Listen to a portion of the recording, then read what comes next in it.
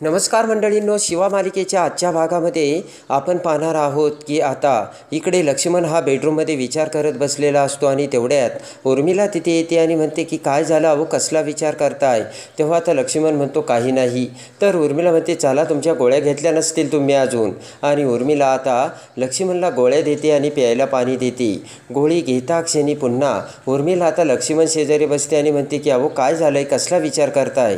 तेव्हा आता लक्ष्मण म्हणतो की मला थोडीशी काळजी वाटते आपल्या संपदाची आणि रॉकीसोबत तिचं लग्न होणार आहे ना, त्यामुळे मला आता थोडी जास्तच काळजी वाटायला लागली. तेव्हा उर्मिला म्हणते की अहो असं काय करताय, रॉकी हा खूप चांगला मुलगा आहे. तेव्हा आता लक्ष्मण म्हणतो की नाही, मला खात्री आहे, माझा विश्वास आहे, रॉकी खरंच चांगला मुलगा आहे, तरीसुद्धा मला काळजी वाटते. लक्ष्मण म्हणतो की तो हुशार आहे, याबद्दल काही दुमत नाही आहे, पण पुढं कसं होईल ना, फ्युचर कसं असेल याची काळजी वाटते. उर्मिला म्हणते की अहो यावेळेस तो परीक्षा देतोय ना, आणि जर तो पास झाला तर. तेवढ्यात आता लक्ष्मण म्हणतो पास झाला तर. आणि लक्ष्मण म्हणतो की जर नाही झाला तर मला हे खूप विचित्र वाटतंय.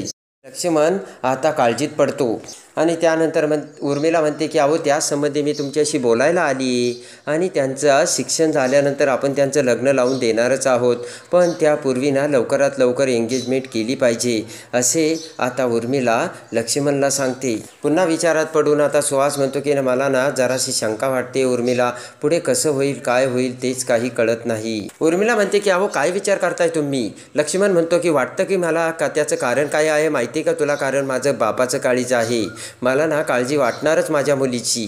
आणि त्यानंतर आता लक्ष्मण म्हणतो की ठीक आहे आपण बघू, त्याविषयी मी भाऊंशी बोलतो. तर उर्मिला होकार देते. इकडे आता स्कूलमध्ये सुटल्यानंतर आदिल मियाच्या पाठीमागे आता डिप्पर आणि पाना गँग लागलेली असते आणि आता सायलन्स सरच्या अंगावरती तो आदिल मिया थुंकल्यामुळे त्यांना खूप राग आलेला असतो. आदिल मिया पळून जातो. त्यानंतर सगळेजण एका ठिकाणी थांबतात. तर आता डिप्पर म्हणतो की मला ही शाळा खूप चांगली वाटली आणि मला आज वेगळंच फील होतं आहे आणि मला आज वेगळेच स्वप्नात मी गेलो आहे. ही अशी चांगली स्वप्न मला कधी पडलीच नव्हती. तेवढ्यात आता बॅटरी म्हणतो की ए भाई लोक तुम्ही जरा थांबा, शिवाचं तर काय मला सांगता येत नाही, पण मला या शाळेमध्ये शिक्षण घ्यायला अजिबात जमणार नाही, हे संमिश्र वगैरे हे काही मला जमणार नाही, असे स्टेफनीसुद्धा बोलतो. इकडे आता सायनल सर म्हणतो की अरे बघा ना माझा शर्ट किती खराब झाला तो. इकडे आता बॅटरी म्हणतो की आमच्या पार गाळ्यापर्यंत आलं शिवा, आता नको, आता आम्हाला हे सहन नाही होत.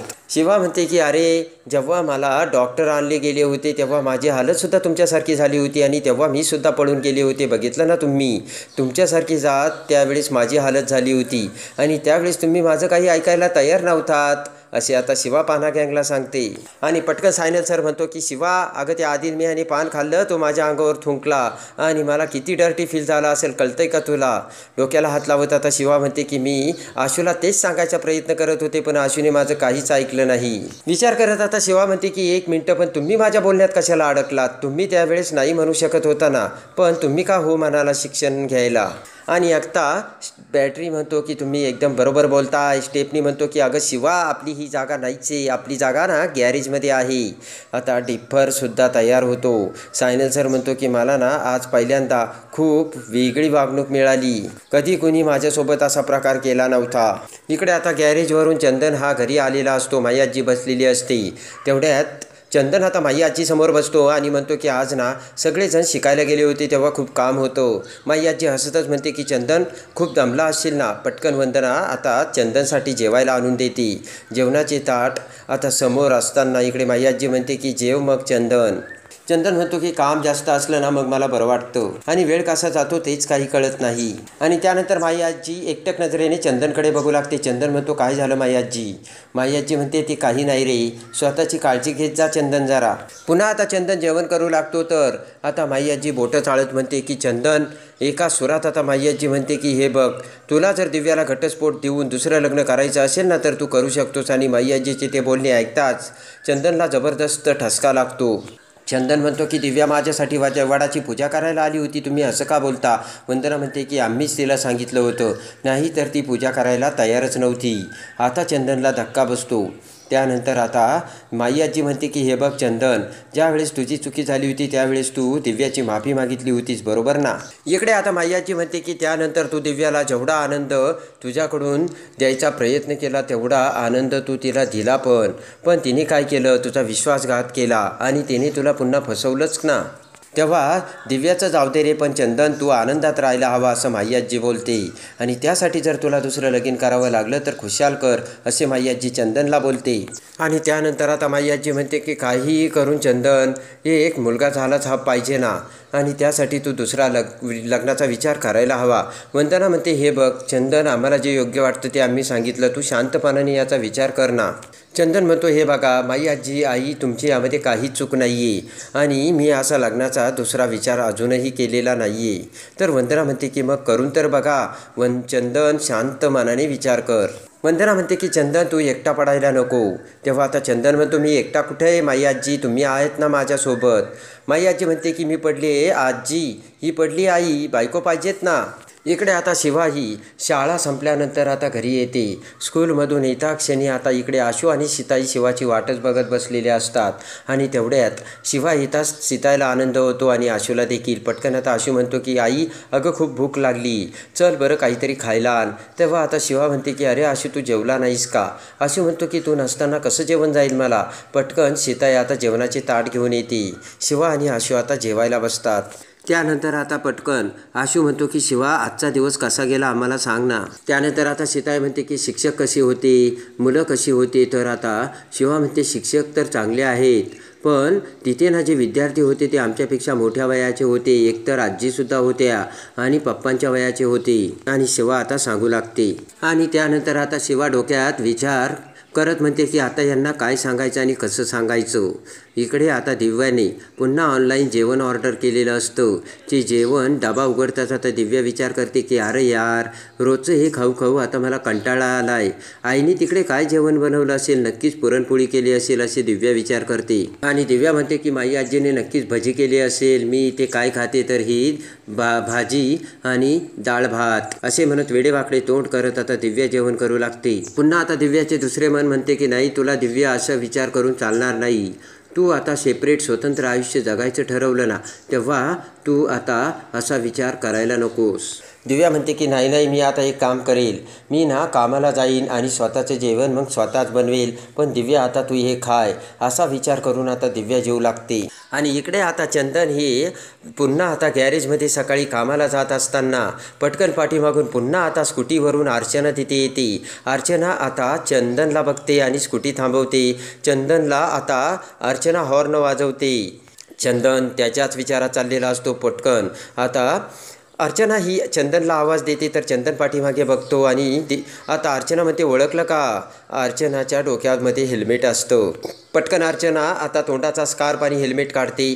त्यानंतर आता चंदन हा अर्चनाला ओळखतो आणि अर्चनाकडे येत म्हणतो की तू अर्चना बरोबर ना. आणि लगेच आता अर्चना म्हणते की बरोबर ओळखलंस. आणि चंदनकडे बघत आता अर्चना म्हणते की अरे कुठे चालला आहेस ही भाजी वगैरे घेऊन. चंदन म्हणतो मार्केटमध्ये गेलो होतो आणि आता घरीच चाललो आहे. अर्चना म्हणते चल मग मी तुला ड्रॉप करते. चंदन म्हणतो की नको मी जाईल. अर्चना म्हणते की काय अरे तूच ही गाडी नीट केली ना, एकदम मक्खनसारखी झाली, आता चल. चंदन म्हणतो की नाही नको, उगाच तुला कशाला त्रास. अर्चना म्हणते की अरे त्यात कसला त्रास, मी काय तुला डोक्यावर थोडी उचलून घेऊन जाणार आहे, चल बस गाडीवर. चंदन आता अर्चनाकडे बघतो. अर्चना म्हणते डोंट वरी, माझ्याकडे लायसन आहे. चंदन आता हसू लागतो. आणि अर्चना म्हणते की परक्या माणसाच्या गाडीबरोबर कधी बसला नाहीस का. आणि त्यानंतर आता अर्चना ही चंदनला घरासमोर आणते. तर तेवढ्यात माई आजी बाहेर असते. चंदन आता अर्चनाच्या गाडीवर आलेला बघून आता माई आजी समोर येते. आता चंदन गाडीच्या खाली उतरतो तर हसतच खुश होऊन माई आजी म्हणते की मैत्रिणीला आता घरात नाही आणणार का चंदन. तेव्हा आता चंदन म्हणतो नाही नाही आई माई आजी, ती मैत्रीण नाही आहे, गॅरेजवर तिची गाडी बंद पडली होती तेव्हा मला मार्केटमध्ये भेटली आणि तिने मला सोडलं. माई आजी आता तिला नाव विचारते तर ती अर्चना सांगते. माई आजी म्हणते खूप छान नाव आहे. माई आजी म्हणते की चल की चहा प्यायला आतमध्ये. तर अर्चना म्हणते नाही नको. तर चंदन म्हणतो की माई आजी तिला जायचं आहे, तिला घाई आहे. आणि त्यानंतर आता माई आजी म्हणते की बरं ठीक आहे आत्ता जा, पण पुन्हा माझ्या हातचा फक्कड चहा प्यायला ये बरं का. आणि लगेच आता चंदन म्हणतो काय आजी तू तिला हर्ट केलं. तर माई आजी म्हणते म्या काय केलं, म्या फक्त तिला चहा प्यायला बोलवलं. आणि माई आजी आतमध्ये जाते. इकडे आता दुसऱ्या दिवशी आशू आता त्याचे आवरून जाण्यासाठी तयार होतो. तेवढ्यात आता शिवा उठते आणि म्हणते की अरे आशू मला का नाही उठवलं, एकटाच तयार व्हायला लागलायस तू. आणि आशू म्हणतो की मी आवरतो शिवा, पण आज शाळेला जायला पुन्हा विसरू नको बरं का. असा शिवाचा किस घेऊन आशू आता कामाला जाऊ लागतो. आणि आता इकडे आशू म्हणतो की हे बघ, गेल्या काही दिवसांमध्ये आता मी खूप बिझी असणार आहे आणि मला कधीही मीटिंग्स असू शकतात. तेव्हा तू शिकायचा जो निर्णय घेतला ना, मला खूप आनंद आहे आणि तू खूप शिक आणि मोठी हो, असे आशू आता शिवाला सांगतो.